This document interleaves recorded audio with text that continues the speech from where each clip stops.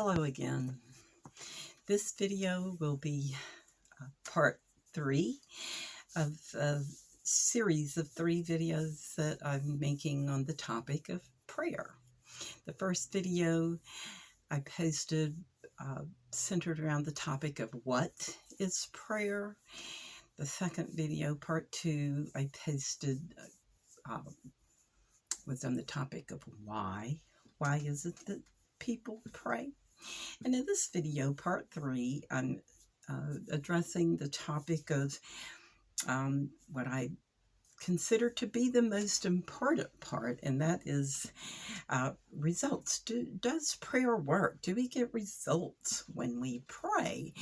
And I think that, of course, each person has their own experiences about such things and their own ideas about what it means to get results when we pray. And for me, again, I'm sharing this mostly with the hopes that if anyone does watch it, someone will get something out of it. And I'm especially thinking, or I have in mind younger people who are still on their journey as to whether or not they want to incorporate some form of prayer into their lives. And I think the best way for me to share my thoughts on this question would be to give one of my own experiences. And first of all, I would like to say that my personal answer to this question, does prayer work, is a resounding yes. It has been my experience throughout my life that depending on, in my opinion, in my experience, the form that the prayer takes, and most importantly, I think it depends on the sincerity of the consistency and the sincerity of the way that a person goes about involving themselves in this idea of prayer. And like I said, it has been my experience. My experience has changed through the course of my life.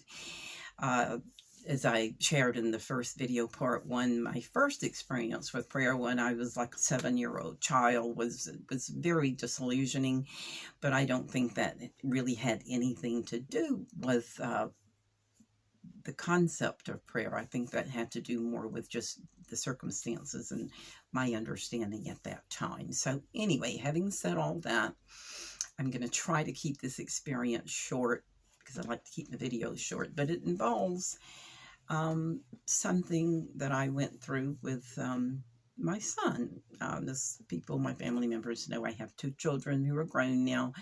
A daughter, a beautiful daughter with 3 beautiful grandchildren, and I have a wonderful son who's also grown. Back in the day when he first left home and got out on his own, he has always been one of these, like so many young men, just very much into muscle cars and getting out there on the road and racing up and down the road and getting with his friends and doing all kinds of crazy things. Running from the cops and such, not in a really bad way, but just in ways that so many young guys get out there and do at that age. But anyway, the only reason why I'm saying that is because what happened one night when he was out with his friends and he was leaving to come back home. He wasn't living at my house at that time. He was living nearby. But he ended up running his muscle car, and I can't even remember if it was a Camaro or it was a Trans Am, I believe it was. But anyway, that doesn't matter. It was a muscle car that he just loved to race up and down the road because he was young, and he just he had to learn a life lesson, is the way I call it. But anyway, he ended up he crashed that car into a tree that wasn't too far away from my house where I lived at the time. And He was going, they said, based on all the looking at the skid marks in the road and the condition of the car, that he was going probably about 70 miles an hour when he hit that tree. And it did pretty much, if you could see the car after the accident happened, it pretty much took off the entire driver's side of the car. It was just, it was pretty much just so caved in, it was just gone. And again, trying to put it all in a nutshell, this is all after the fact. That was told by the people who saw the car and the person who happened upon the accident and called 911 to get the ambulance to come get him. When they looked in the car and they saw him leaning to his side with his head was completely at a right angle to his neck, and they just thought immediately, oh my words, this poor guy is dead. But they called the authorities at any rate, and this is the beginning of the experience, because it just so happened this took part at around 12 midnight or so. And I remember that night, I wasn't aware of the accident, but I remember waking up. I sat straight up in the bed at the exact same time when this accident occurred. I didn't find that out until later, and I sat straight up in the bed, and I had this awful pain in the back of my neck, and I just was not able to go back to sleep for about 45 minutes, in which that's another whole long story. I won't get all into that, but it took approximately 45 minutes for them to arrive on the scene and get him in the ambulance and downtown to the emergency room where he was treated for this, because it was quite a ways away from the emergency room. And of course, I didn't find out until the next day. It was a horrible experience. Any parent who's ever been through that with one of their children, or just anyone in their immediate family, will know what a horrible experience that is. But my first response at that time was to immediately go into, I had what I would, everyone has their own way of praying. And at that time, my internal prayer was, it was 24/7. It was, sorry, it's kind of emotional remembering this, but I'm going to be strong and get through it. But anyway,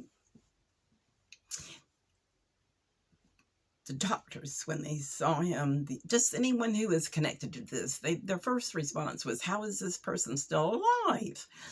And the treatment that he went through with having the brace put on his neck and everything that he had to do, and he eventually had to have surgery and plates put in the back of his neck,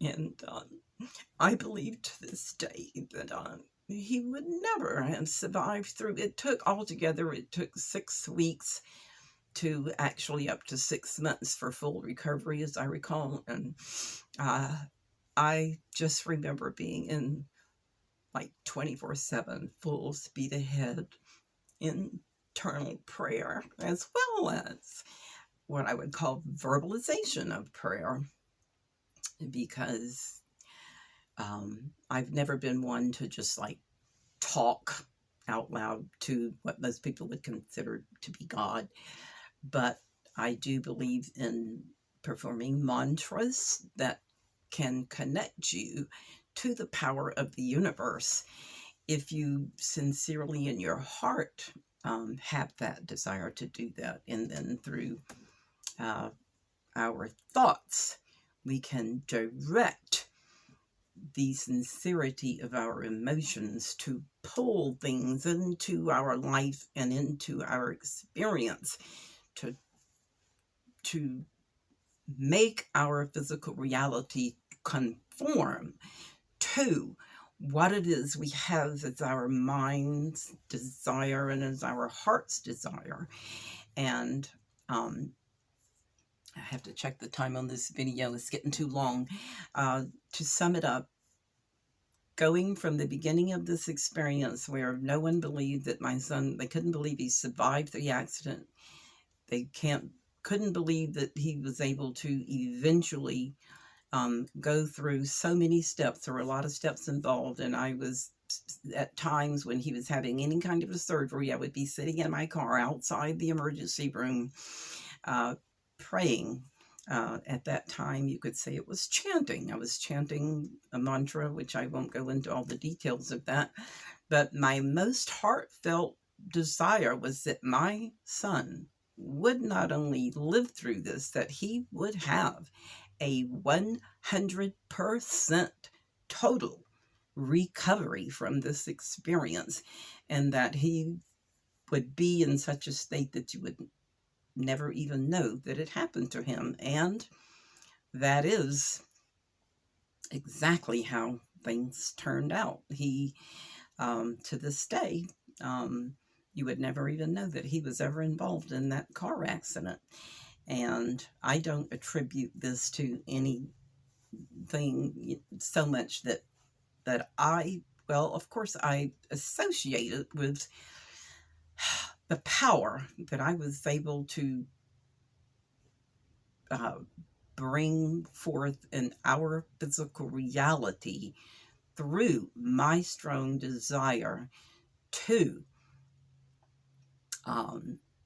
connect to the power of the universe, and to have you, some people would call it a miracle. I do believe in miracles, but I don't believe that they happen like magic, like waving of, a magic wand and then poof, there it is. I believe that miracles are possible. I believe that prayer does work, but I do believe that, number one, we have to have the strength of our mind to be able, like I've said many times before, sometimes in my videos, that thoughts become things. If we have the wisdom, the knowledge of how to make that work for us, and most importantly, if we have in our hearts deepest desire to, it is through the emotions that we are able to speed up and make these thoughts become things in this reality that we experience. And so my answer, my experience as far as this question, does prayer work? And it is something that I try to do every day, not, always for, well, just leave it at that. I believe prayer works. I've had many, many, many experiences in my life to prove to me that it does, but I think it depends so much on the person and how they pray and how sincere they are, and having the wisdom to know how prayer works in their own life. But anyway, I'm dragging this out too long, so this is the last part in this series. I hope that someone out there somewhere can get something out of it. So anyway, thank you so much for watching.